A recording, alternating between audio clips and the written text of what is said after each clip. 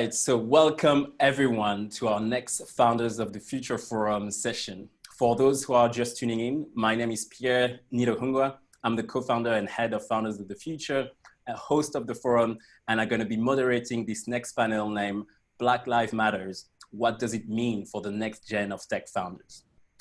This panel is going to be probably uncontestably one of the highlights of our afternoon. One, because we have two amazing panelists.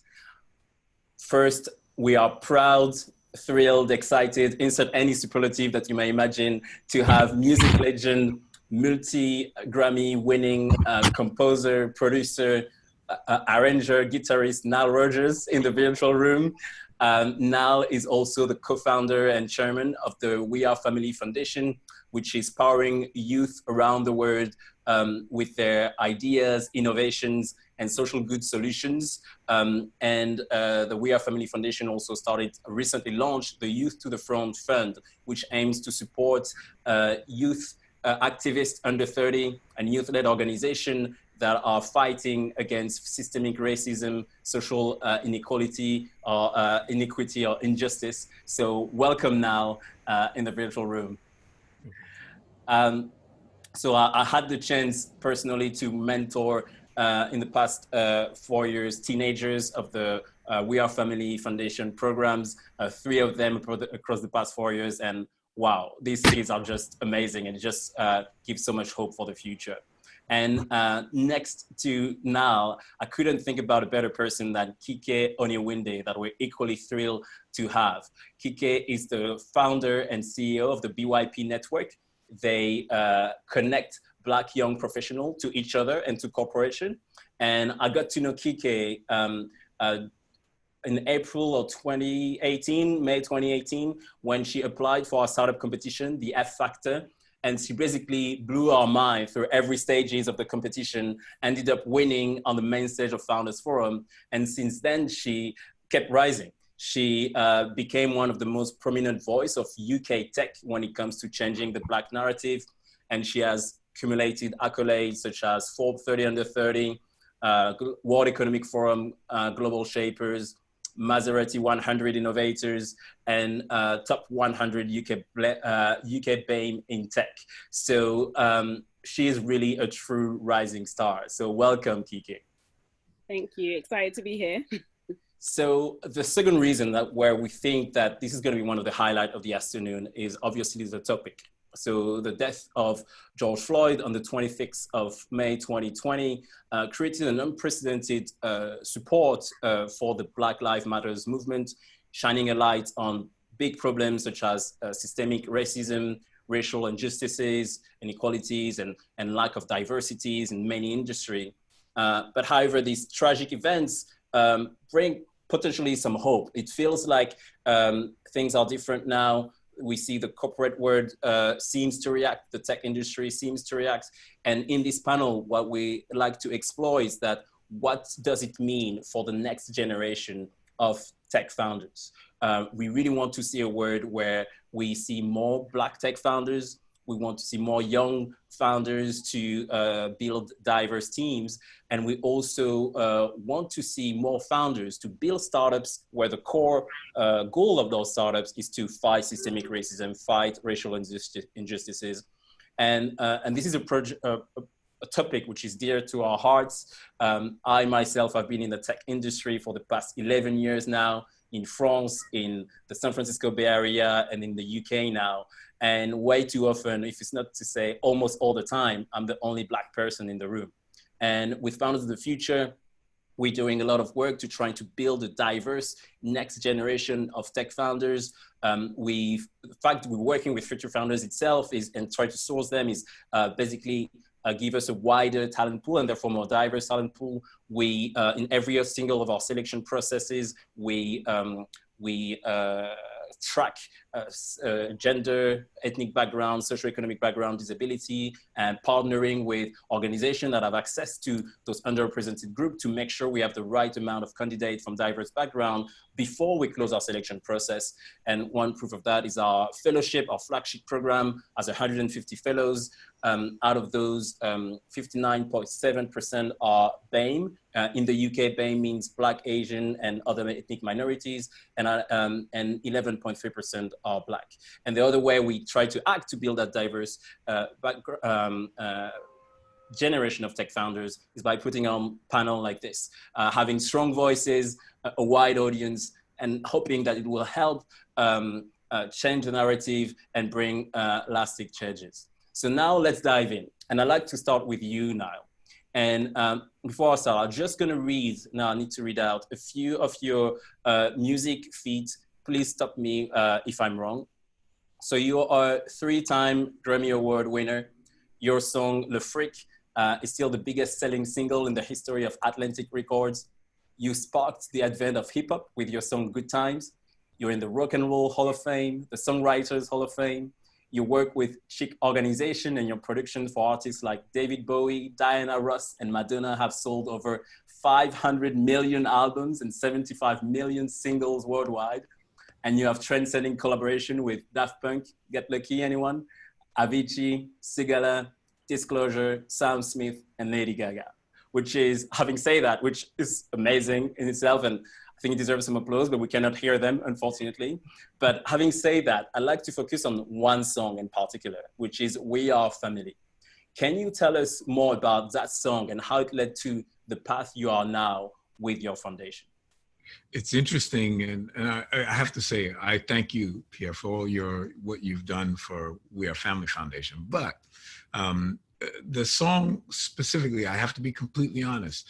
When I wrote that song, I only was thinking about the group Sister Sledge. That song is a very old school song. We did that in 1978. And we were writing about this group of young girls that honestly we had never even met before we wrote the song.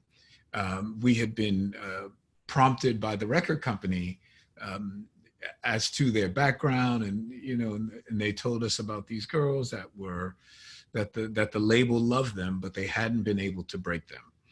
And after we had been offered, real superstars like the Rolling Stones and other big artists, we chose to work with Sister Sledge because at that time we were journeymen. And we felt that if we worked with a big star, people wouldn't understand what we could do. So we thought that if we could really change the lives of young Black women, that would be incredible. And so we chose Sister Sledge just because the record company believed in them. And we also, I hate to say it, we projected an image onto them that wasn't exactly accurate. So we wrote this music without having met them. And at the time, there was a movement happening in America called the Buppy movement, which was the Black urban professionals. And Black people were now starting to work on Wall Street, in tech, as you say, financial business. They were starting to, we didn't see many CEOs, but they were on the rise. You could feel people like Oprah Winfrey. I had just met her when I was younger. So I could feel those people coming up. So we wanted to write a song about these young women who were on the cutting edge of fashion and also sort of represented the current zeitgeist, that particular period in music and fashion and culture. And so that's what we wrote about. We wrote about these young women that we never met. We had no idea Kathy was 16 years old, and she was the dominant lead singer in the group. So she sang most of the songs. She sang the lead to We Are Family. And it was almost culture shock when we met them because they were religious. They were not incredibly worldly at the time. Some of the lyrics that we wrote, they didn't even understand them. But what we did find was we were able to form a bond right away, that they started to believe in us. And they started to believe that the messages that we were talking about did accurately represent something that they would grow into. And they grew into it rather quickly, because a hit record will do that to you. Yeah. And how did that lead then to the work that you're doing with the We Are Family Foundation right now? So this is, once again, this was an incredible accident. So after the tragedies of September 11th in New York, two of the planes that were crashed that day were crashed in New York City into the World Trade Center. And the first plane that was crashed into the World Trade Center, I actually had 3 people that were acquaintances, and one of them was actually a very good friend, was aboard that plane. And I started getting phone calls from all around the world, and mainly from Africa, believe it or not, because people had seen me in a documentary with Nelson Mandela. And in the documentary, he was dancing to the song "We Are Family." And when he and I met a few years earlier than we did that film, he told me how powerful the song "We Are Family" was, because where he was imprisoned, he would hear the song on the radio, which was a white radio station that did not play Black artists. And he could tell from the sound of the girls' voices singing that they were Black. And he said, and the prison guards were talking about how they were going to be a family. And he said that that was so incredible. And then when he found out that I did the music to Coming to America, he was like, oh my God, Coming to America was so incredible. The premiere, they integrated the theaters in South Africa. But when he was introduced to me, the gentleman who was escorting him said, that's Nile Rodgers. He wrote Africa. And I didn't realize that a lot of African people think the song L'Afrique goes, Africa. L'Afrique. I didn't know that. So like the guy was going, yeah, he wrote Africa. He wrote Africa. And I was like, no, I didn't write Africa. No, I don't even know what you're talking about. And the guy started singing it. And Madiba was like, L'Afrique, c'est chic. I was like, oh my God. So it was just a wonderful first meeting, and, you know, just the love that he poured out into the room, and he tried to meet with everyone. So anyway, I was getting a ton of phone calls from South Africa and actually other African countries after the plane crash, and no one knew that I actually had 3 friends on board. So it was a lot of emotion going on with me, but people were suggesting that I use the song "We Are Family" to help jumpstart the healing process, because all they were seeing were negative stories. And there was a lot of violence in America perpetrated against people who looked Middle Eastern or who looked Muslim or whatever. It was just, Americans sometimes are not terribly worldly, and they don't know the difference between a Sikh and a Muslim, and, you know, whatever. Just anybody who looked like they were from the Middle East were being, you know, victimized and brutalized, and it was just awful. So that's actually how we started. We were trying to bring the message to people and just educate people and say that we are all one family, and you can't judge people just by the way they look because of a very powerful emotional incident. Fantastic. Yeah, that does answer the question. And then, the rest is history with the We Are Family Foundation that we're going to talk about more after that. So, Kike, you started your organization in the light of other tragic events, which were the last Black Lives Matter protest, if I'm not mistaken. Can you tell us more about how your organization started? Yeah, sure. Thanks for that. Now, for me, you know, it started nearly 4 years ago. My background was sports and academics. So I just done my scholarship at the University of Florida, and I came back and I had an incredible time out in America and meeting, you know, like-minded people, but people I guess I would never have met if I didn't go out there. So when I came back to the UK, you know, I was fine in the sense of I got a grad job straight away. But a lot of my friends that, you know, was at university with me in the UK, they were still unemployed after 2 years. But then at the same time, you know, Black Lives Matter was happening. So I'm looking on TV, seeing police brutality everywhere, you know, retweeting, quote tweeting, feeling really angry and very powerless. And then, you know, 2016 was also when knife crime was quite high in the UK too. There was the Flint, Michigan water crisis. Companies were talking about diversity and inclusion, but very much saying that we can't find the talent doesn't exist. So it just felt like everywhere was just very negative news about the Black community, and everything just seemed very much like people hate the Black community, or there's no hope for us. Like, you know, you look on one end, there's knife crime, on the other end, we're not in these employment, we're not in the world of work. So I kind of just felt very much like, you know, what is the solution here? And it had to be a global solution because it's a global problem. Even when I think about, you know, my background is Nigeria, and you speak to, you know, parents or aunties, And they're always like, oh, God will change things. You know, God will sort out Africa. I'm not saying the whole about, you know, Africa in terms of leadership and in terms of the diaspora not being connected out there. And it's just like, well, okay, I understand that, but I'm sure we need to do something, right? So I was kind of felt like, okay, well, maybe there's a solution here where if we connect as a global Black community and we all focus on our own problems and our own solutions, then maybe we can have change. Because it was very much like, you know I can't do it on my own. Like, you know, I don't even know where to start, but actually there must be other people who have ideas, who have multiple ideas that can connect with the same people who have ideas and start something big. So I just essentially started where I could, which was, you know, in my bedroom, on my laptop. I decided to register it as a business because I felt like this isn't a charity, you know, hiring Black talent or, you know, solving things through the Black community isn't a charitable thing. It's a thing that needs to be done. And actually a lot of these businesses out there, they're making money off, you know, things that are very much similar. But I feel like the way it's very much portrayed, especially in companies, is that if you're helping the Black community, it's a charitable thing. Well, actually, to hire a Black person, you're benefiting too. Like, it's not charitable. So anyway, that's kind of why it wasn't a charity. So essentially just started by me, you know, organizing events, bringing the community together locally, building a mailing list out of that, and then launching an MVP app. You know, there's a lot more details to that of me just figuring out along the way, of course, and just winging it and, you know, understanding that, okay, the tech is the future and, you know, it needs to be a tech platform, but not quite having the expertise myself. And essentially after that, you know, launched the MVP app, had thousands of downloads in like the first month.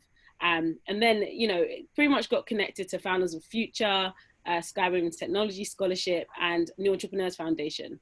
So that's the week that we won like £40,000 and I was able to go full time because, you know, it was a shock. Like, oh, you can get money for your business and focus on it. I didn't know this, you know, and a lot of us don't know this in our community. It's very much side hustle, very much bootstrapping. But actually, you know, on another separate note, you know, VC world and getting funding is very difficult anyway. So from that, went full time. And then since that, we've just grown to a global community of over about 40,000 members. We work with, you know, the likes of like Facebook, Netflix, etc. But essentially what we do is we use the power of a community to make change. So making change within organizations. So allowing employees to feel a lot more empowered to speak up or to do more in the organization. You know, most times as a Black employees, you're underpaid, you're underestimated, undervalued. Even to get that job is very difficult. There's stats on biases in terms of names. You know, there's so many barriers to the system. Another reason why, again, we tackled Black professionals is that, you know, it's very much a circle. Black professionals, they can mentor the younger generation. Black senior leaders can mentor the, you know, the middle kind of generation, and it can be a circle.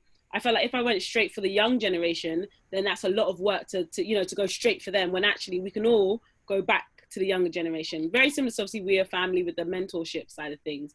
And yeah, just since then we've really grown, and obviously this year to really enforce the community side of things, we did an equity crowdfund and raised about $1.1 million with about 1,200 investors. And for me, that's that power statement of like, look, this is something the community wants, needs, and understands the importance of. We can get economically empowered, and we're also solving a real issue that could be a global solution. So it is pretty much just like big ambition, do what we can. And obviously we're just scratching the surface because Black Lives Matter is still here today, right? We're still protesting. We're still, you know, crying out about when will our lives matter and, you know, about Black people. But yeah, that's a whole nother, there's a lot of work to do, but this time for me, it's that at least when I'm now in a position where I can make change or I can kind of influence change, and the ideas that I have can be kind of spread around the community. So yeah. Amazing. And congratulations again for that big crowdfunding raise, which I think was like the single biggest on the crowdfunding platform. Yeah, I'm serious. And then you mentioned on, you know, I want to expand now on Black Lives Matter. So obviously, you know, this is not the first time that we're saying this. Innocent Black people, police brutality, Black Lives Matter was born in 2013. And you mentioned like the last time it rose to prominence 2016.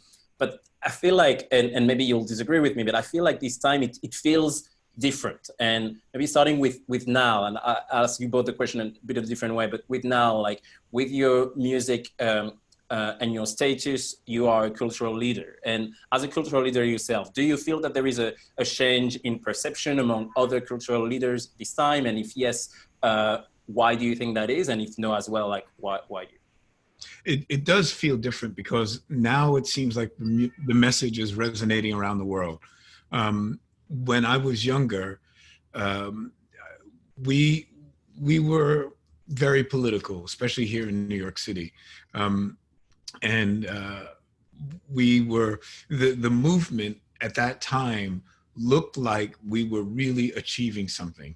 And that's the thing that sort of hurts, that, you know, it's now the year 2020, and what was masquerading as change for us really was just a masquerade. In fact, you know, I now feel maybe a little more uncomfortable walking down the street sometimes than I did back in the day. And I've had guns put in my face, I mean, countless times, dozens and dozens of times, by police officers in America.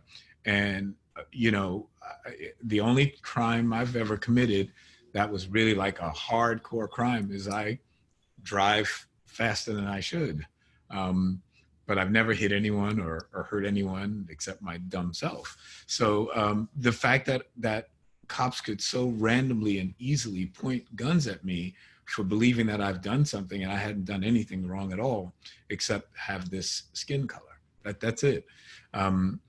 So when we were younger and we were protesting and it seemed like America was together, so it seemed, we realized that very quickly that wasn't actually happening. And what I've tried to do with my music is just sort of use it as a passport into other people's lives.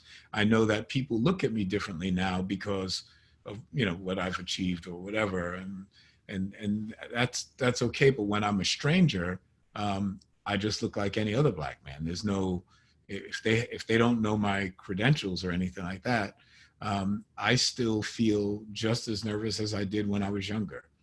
And that's really a shame. So what you were asking was, why do I feel like it's different now? Because I see it resonating all around the world. I see it in my little community where I have my recording studio here, which is certainly not New York City. It's much more of an affluent suburb. But the kids here all came out for Black Lives Matter. I guess maybe watching the murder of George Floyd was so horrifying to people. They finally can see what we've been talking about for years and years and years. They didn't quite believe it until they saw it.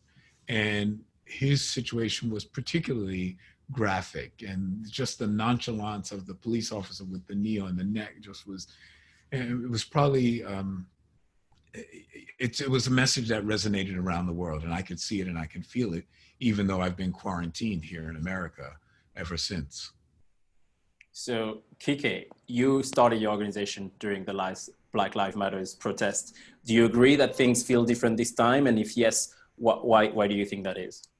Yeah, things do feel different this time. I think what happened was there was a big build-up.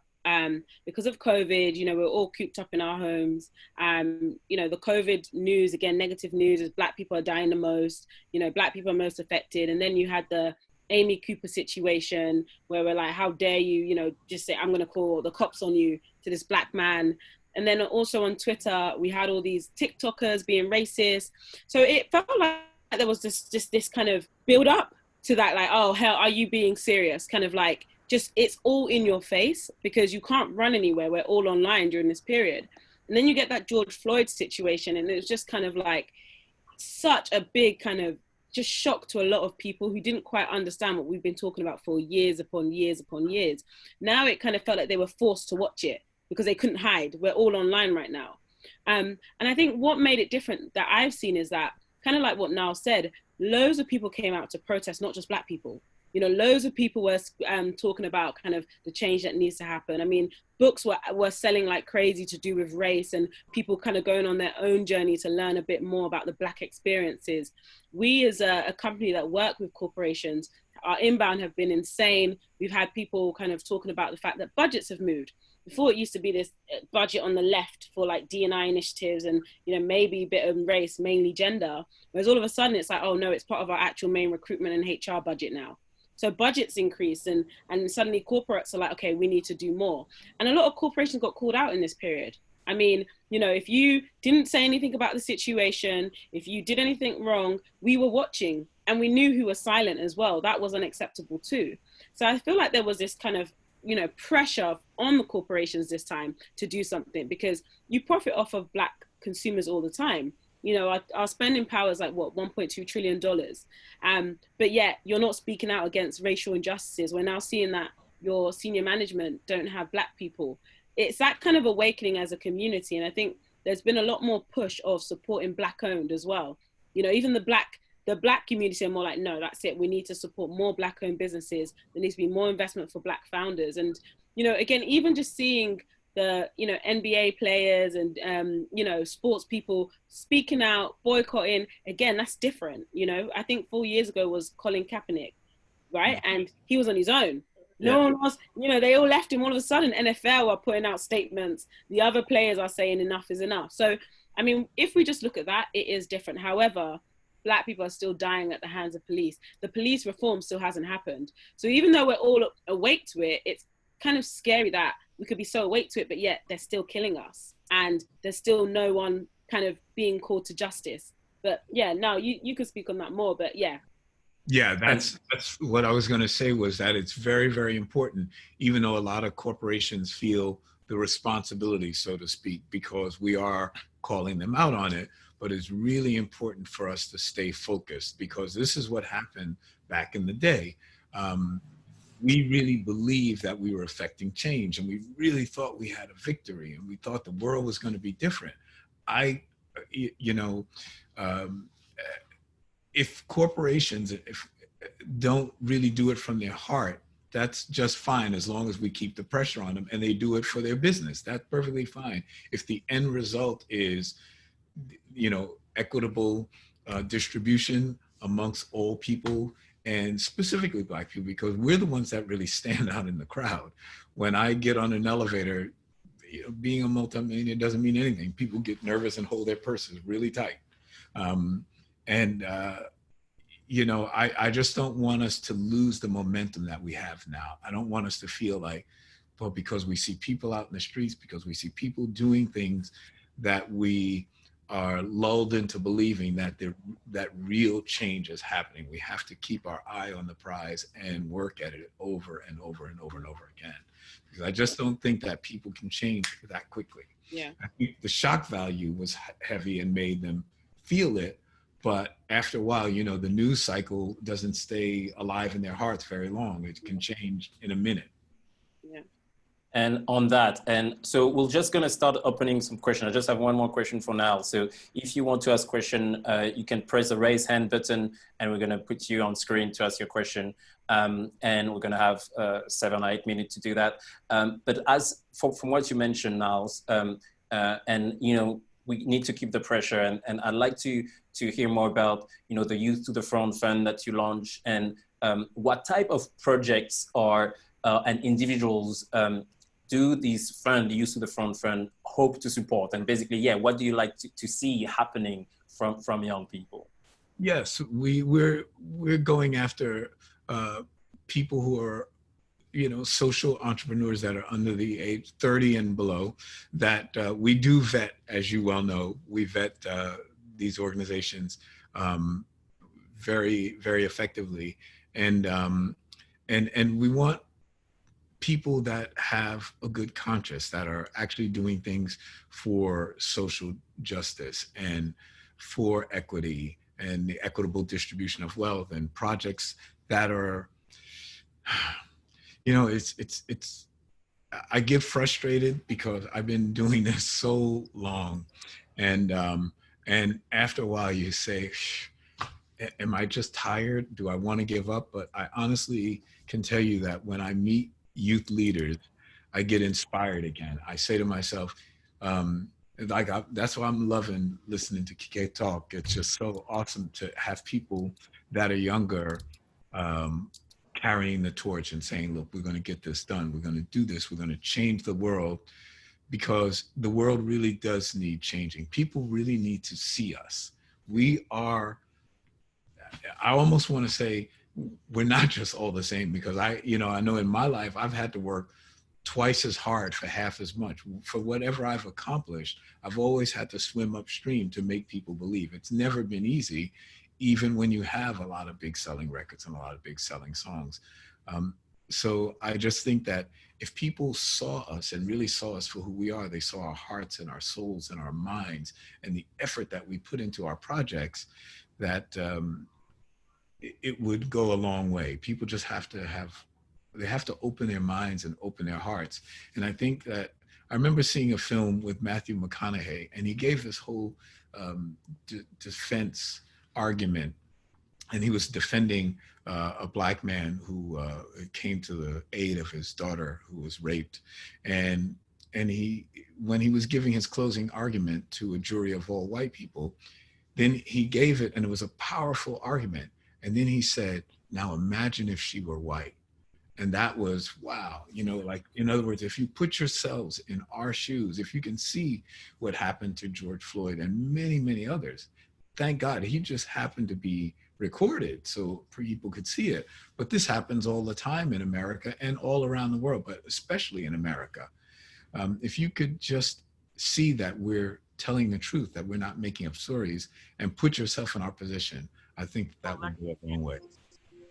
Amazing. Thanks for that story. And so I'd like now to open the floor to questions from the audience. We have a small group of our selected fellows in the room who will be able to ask some question live. If you're watching us on Swapcard, you can post your question in the chat, but we'll try to answer, but don't guarantee we'll be able to.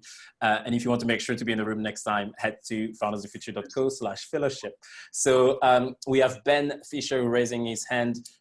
Can we let Ben in to ask a question? So we should be able to see you now, Ben, and hear you. Make sure you have your mic unmuted and camera and ask your question. Hi, so yeah, my question's for you, Niall. First of all, I'm a massive fan, so super honored to be able to have this opportunity. And my question was, like, especially in the music industry, like Black music and cultures, like, massively put out there and stuff, and obviously it's consumed en masse. But then when it comes to business and things, and I know this from my co-founder, he's had serious issues in business before now, and it seems to come down to race. What are your thoughts on how the culture is appreciated just for the music, and then when it comes to business and like real world issues, it's kind of put on a pedestal? Put on like the back foot, so to speak. Yeah, that's almost a perfect example of the way the world is sort of constructed. The music business is just a microcosm of society. So you see Black music now completely dominating the charts. I mean, hip hop is going to be forever. It's just how it is. And, but unfortunately, the equity is not shared equally. And it's a real problem. Once again, I see record companies starting to change. I see them starting to get involved because, not only just people like myself, but there are more and more young people that now want to be treated in a way that's sort of reflective of what they actually put into it. And so I hope that there's systemic change, because that's what has to happen. People, I think I said it right before when I went off into a little diatribe, but people have to see us. And once they see us and they really recognize that we are humans, just like they are human, we're human beings, and we have to put just as much intellectual content into our work, and there's no difference. And I think that it's starting to happen slowly. I noticed it with a lot of record professionals that I deal with. It's getting better. I just hope that what I see happening in the music business, which is just starting to happen, and boy, believe me, someone once said, a very learned person said, the music business moves slower than the Catholic Church. And that's true. I mean, the change in the music business is like at a snail's pace. But I do feel that change is happening. And as I said earlier, I hope that we just keep our foot on the gas pedal and we're not lulled into believing that it's real change. We have to see real change.